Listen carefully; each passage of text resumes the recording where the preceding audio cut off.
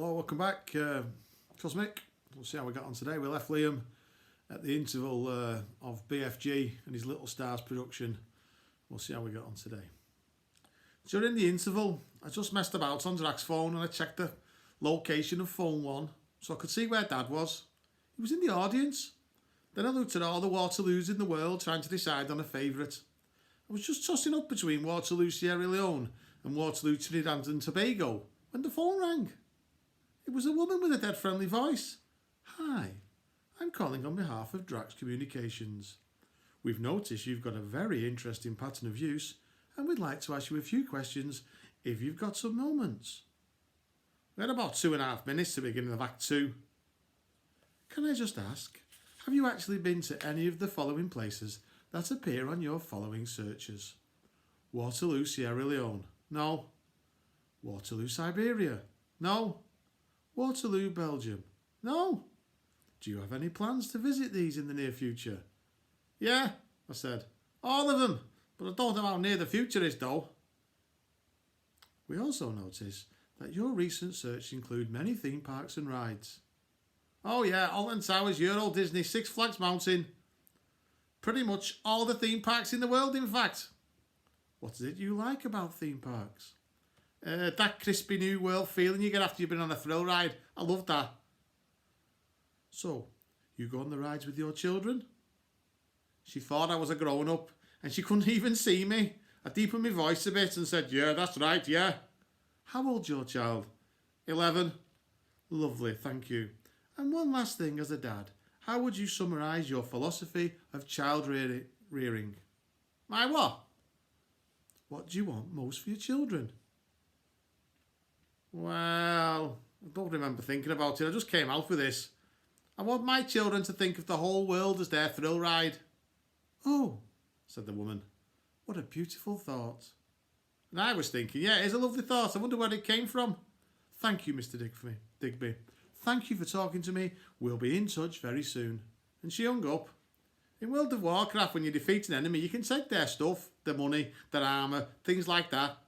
But sometimes it turns out they've got something you weren't expecting, like a magic ability or a bottle of elixir of mages. And you can feel the extra power surge through you. That's how I felt at the end of that call. I knew something cosmic was going to happen. A few minutes later, Lisa knocked on the door shouting, BFG on stage, please. As we were walking up the wings, I got a text. Lisa snarled, turn off your mobile for goodness sake. In a second. In fact, give it to me. Okay, yeah. I said with a giant smile. I was smiling because of the text. You have been selected to take part in a very special competition with a prize that will make you into a hero into the eyes of your children. Infinity Park is a unique theme park in China, packed with astonishing, innovative attractions, including the biggest thrill ride in the history of the world, the Rocket. We're offering 4 fathers and their children the chance to travel to the park, experience the rides, and visit local landmarks.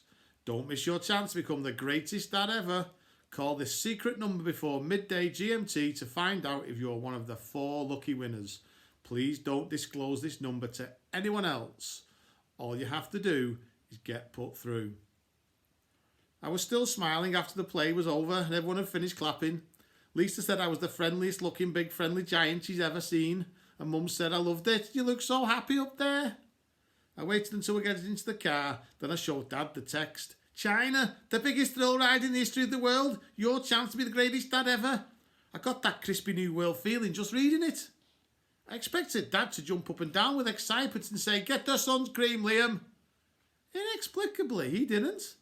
He shook his head and said, no one really wins those things. Well, someone must win them, otherwise they won't be allowed to advertise them. Of course someone wins them. Come on, it's just a phone call. Yeah, a long phone call. That's just a trick to get you to spend loads of money for calling a premium rate phone number. And when you get there, there's someone on hold saying, please hold, and playing some nice music. And they just collect money like that. Yeah, but you've been specially selected. Yeah, me and 10 million others. And he deleted the message. We walked home past the shopping centre. I looked up, but you couldn't see any stars. I remember thinking, I'll probably never get out of Bootle as long as I live. It's funny to think now I'm the furthest away from Bootle than any other living human being. That night, Dad wanted us to play Monopoly in the kitchen. Monopoly. Has anyone ever played Monopoly to the end? Don't most people just sort of slip into a boredom coma after a few goals and wake up 6 months later with a handful of hotels? If it had been Risk or Cluedo, that'd have been something, but Monopoly. Sit down, he said. It'll be nice, all of us together. We haven't played a game in ages. I said, Monopoly's not a game. Well, here's a dice and here's a board. How's it not a game? It's not a game because nothing happens. In Monopoly, you can ask someone to take you go to the toilet and it won't make any difference. Can you imagine asking someone to take you go in chess or Risk or football? I'll tell you what Monopoly is. Monopoly's my life, going round and round the same streets over and over again with not enough money. So, said Dad, you don't want to play then? No, I don't. I got up. I was going to go and play a few hours of Warcraft. It's always an anticlimax, said Mum, when you're in a play or something and it ends. You don't want to play a little game of Monopoly with your real mum and dad, said Dad. But you'll play all night with your invisible Warcraft friends. I haven't got any real life friends left, have I? Maybe you would if you weren't always coaxing them into illegal situations, including high-powered cars. Oh, now, said Mum. He's not always doing that. He did it once. And isn't once enough? They were still discussing this when I logged into Azeroth and some of my guild, the Wanderlust Warriors. We were crossing the blasted lands with a caravan of traders when the door opened and Dad looked in. Listen, he said, I'm sorry about earlier. If you don't want to play Monopoly, that's fine. I'll play Warcraft.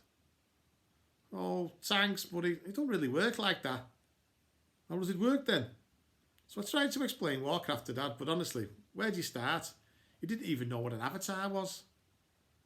I said, like when we play Monopoly, you're always that top hat. Well, it's like that, only more complicated. That's me on the screen there. Look at that elf. He squinted at the screen. There were hundreds of avatars across a vast desert of blasted lands. I showed him which one was mine and introduced him to all my other guild members. We were mostly very heavily armed night elves. I think he was impressed. You see, I said, in Monopoly, you get as much money as you can, right? And that's it. In here, you have to get money and health and experience and skills, and then you use them for a quest. What kind of quest? Well, there's all kinds. Some are more dangerous than others. Some are quite simple and some are quite complicated. And you meet hazards and monsters, and sometimes serious monsters, so you run away and get help. And sometimes trivial monsters, so you fight them. And if you complete the quest, you gain experience and new skills, and maybe some strength and wealth, so you can level up. What? See, I'm a level 40 elf, but what I really want to be is a level 70 elf. Then I can engage with some really serious monsters. When you engage, that's called instance. We're having a bit of an instance right now with this dragon. The dragon had ambushed us, but the Wanderlust Warriors stood their ground and fought like a well-oiled machine. Soon the dragon was dead, so two of my warriors.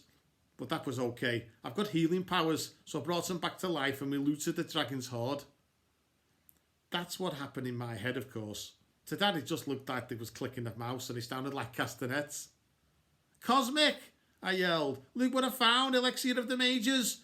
If you use that just before an instance, it doubles your brain power. This, said Dad, it's not a game. This is a career. But it's good on here because people just accept you for who you are.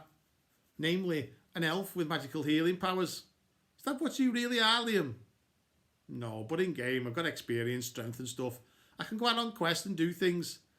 In life, you look like a grown-up and shave like a grown-up and be gifted and talented at everything, and you've still got to sit in a class full of kids who call you Freak and Wolverine and stuff. Dad nodded his head like it all made sense to him. Then he got my avatar profile up so he could have a proper look. It says here you're shorter than average. It says you're short, you get extra agility, plus you can sneak up on people. Dad said, a shorter than average magical being with lots of friends. Well, that's a very nice avatar. Good night. I did offer to tell him something about the history of Azeroth and who the Horde were and who bad the Alliance, but he said that was quite enough for one night, thanks all the same. You get back to your quest and don't stay up too late, you got school in the morning. It was only when I'd gone that I noticed he'd left his phone on my desk. And only when I picked it up that I remembered that my phone was a clone of his phone. So the number he deleted in my inbox should still be there in his. It was, so I copied it back into mine. Next chapter, I'm on hold. I made the call on the bus to school the next day. I remember looking out of the window at all the people queuing at the post office, standing by the pedestrian crossing, going in and out of the 24-hour Tesco. None of them looked to me like they'd been specially selected. I was going to win. I dialed. The woman with the friendly voice answered right away. Drex Communications. Do you want the opportunity to the greatest dad ever? Yeah, I do. I really do. I've been thinking about it all night. I talked for about a minute before I realised she was just a recording. If you accept the terms and conditions of this competition, please press the star key now. I did.